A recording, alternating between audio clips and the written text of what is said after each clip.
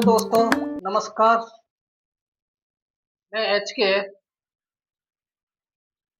और आज आप देख रहे हैं कमलेश साधना यूट्यूब चैनल पर हिंदी व्याकरण। बहुत ही सरल तरीके से हिंदी व्याकरण को बताया गया है। सभी के लिए इस महाशिवरात्रि की हार्दिक बधाई, शुभकामनाएं।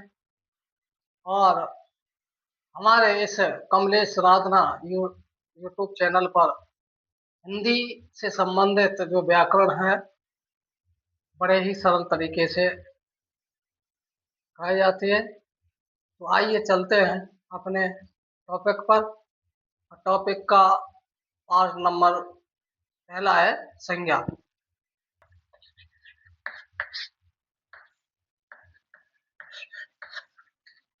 संज्ञा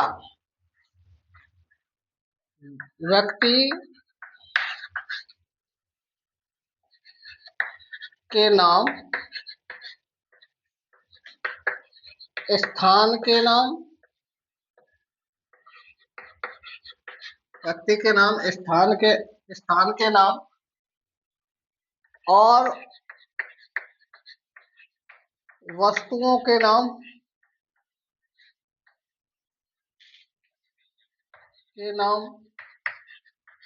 विचार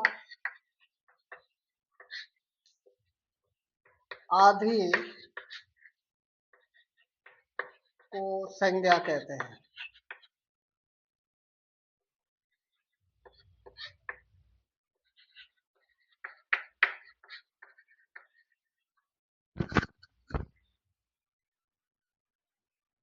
हमारी संज्ञा की परिभाषा है व्यक्ति के नाम, स्थान के नाम और वस्तुओं के नाम, विचार आदि को हम क्या कहते हैं? संज्ञा कहते हैं। अब ये तो सभी जानते हैं कि हम व्यक्तियों के नाम, स्थान और वस्तु और विचारों के नाम को संज्ञा कहते हैं। संज्ञा है क्या चीज? इस पृथ्वी पर चाहे कोई ही वस्तु, मनुष्य, जानवर, कोई भी चीज या मनुष्य के द्वारा बनाई हुई वस्तु या ईश्वर के द्वारा बनाई हुई वस्तु, प्राकृतिक अप्राकृतिक, कोई न कोई तो उसका नाम है और उसी नाम को हम क्या कहते हैं? संज्ञा कहते हैं। यानी कि संसार में जो भी वस्तु मिलती है या बनाई जाती है और उसका जो नाम दिया जाता है उस नाम को ही हम क्या कहते हैं? संज्ञा कहते हैं। जैसे व्यक्ति, स्थान और वस्तु और विचार और को इसी को हम सरल तरीका में संज्ञा कहते हैं। अब आता है संज्ञा के प्रकार।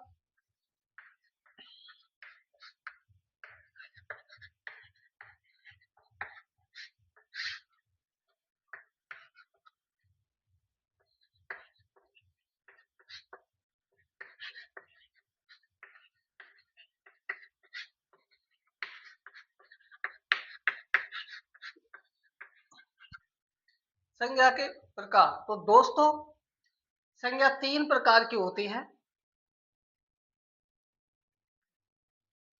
पहली जो संज्ञा है वो है व्यक्तिवाचक संज्ञा।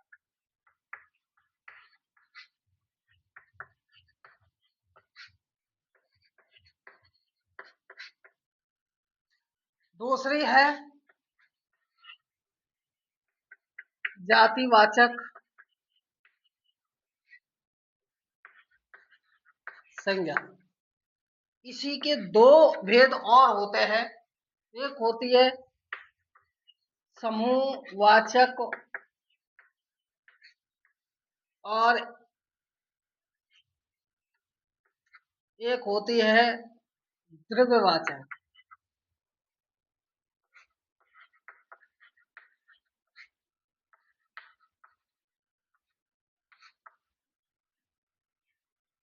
पहला व्यक्तिवाचक, दूसरा जातिवाचक। जातिवाचक में भी दो होती है, एक समूहवाचक होती है और एक और द्रव्यवाचक होती है। और तीसरी जो संज्ञा होती है वो होती है भाववाचक।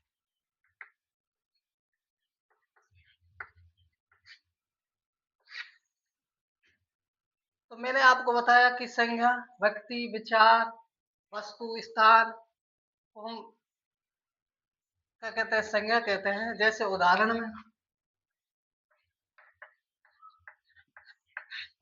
में जैसे व्यक्ति के नाम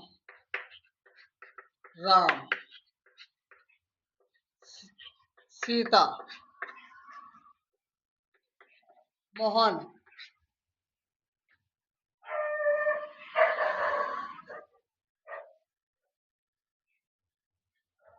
वस्तु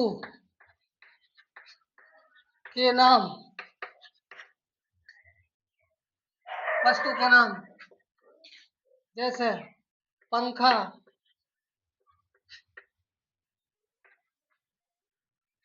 बस। इसी प्रकार से हमारे स्थानों के नाम ताजमहल, दिल्ली, जयपुर, अजमेर। इस प्रकार से ये हमारे संज्ञा और संज्ञा के प्रकार तीन होते हैं। और तीन में जो जातिवाचक संज्ञा होती है उसके भेद दो और पाए जाते हैं और मिलाकर के 5 संज्ञा हो जाती हैं। वैसे मेन तीन ही संज्ञा होती हैं, व्यक्तिवाचक, जातिवाचक और भाववाचक। वाचक की दो उप और होती है, एक होती है समूहवाचक और एक होती है द्रव्यवाचक। व्यक्तिवाचक संज्ञा व्यक्तियों के नाम, देशों के नाम, स्थानों के नाम, नदियों के नाम, ग्रंथों के नाम, पर्वतों के नाम, दिनों के नाम, ग्रहों के नाम, महीनों के नाम, जानवरों के नाम, दिशाओं के नाम, त्योहारों के नाम, वस्तुओं के नाम, युद्धों के नाम, समाचार पत्रों के नाम अगर आते हैं तो हमारी एक व्यक्तिवाचक संज्ञा होती है। क्या होती है? व्यक्तिवाचक संज्ञा। संज्ञाएं परिभाषा याद हो जाती हैं, लेकिन पहचानने में बड़ी दिक्कत आती है। संज्ञाओं को पहचानने में सबसे बड़ी प्रॉब्लम होती है कि ये व्यक्तिवाचक है या जातिवाचक है या भाववाचक है।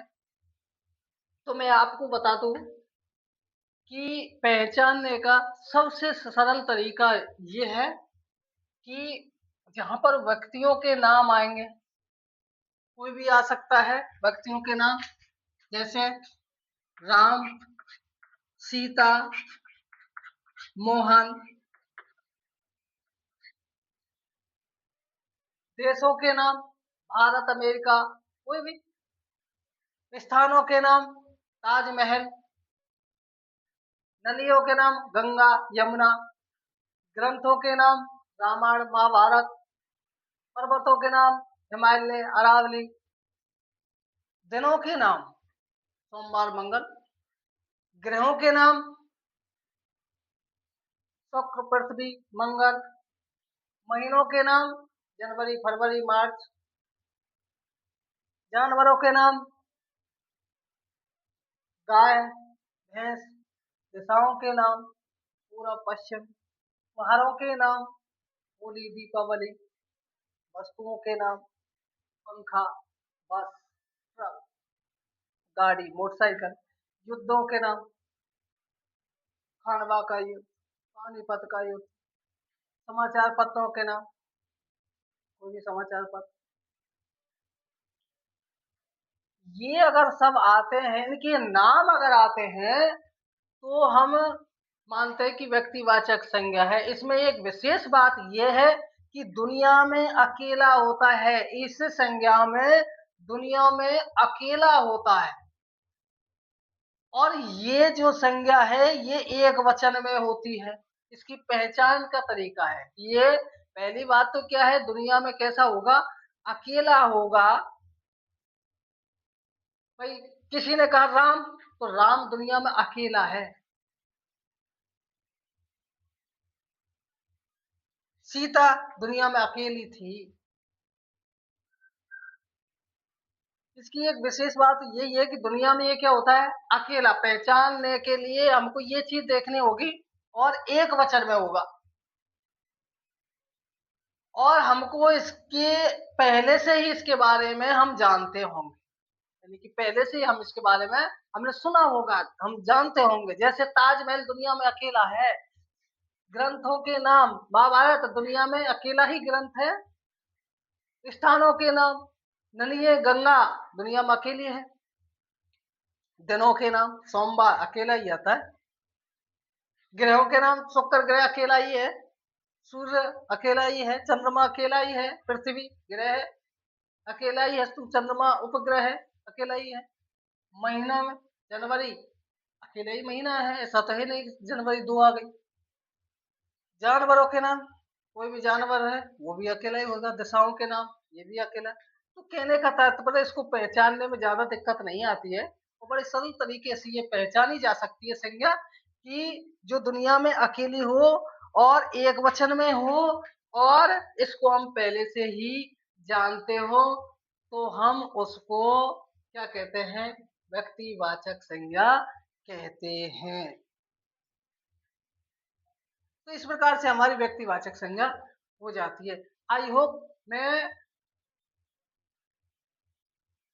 आशा करता हूं कि ये व्यक्तिवाचक संज्ञा आपकी अच्छे से समझ में आई होगी। तो मेरा जो चैनल है कमलेश रांगड़ा, आप इसको सब्सक्राइब करें और लाइक भी करें।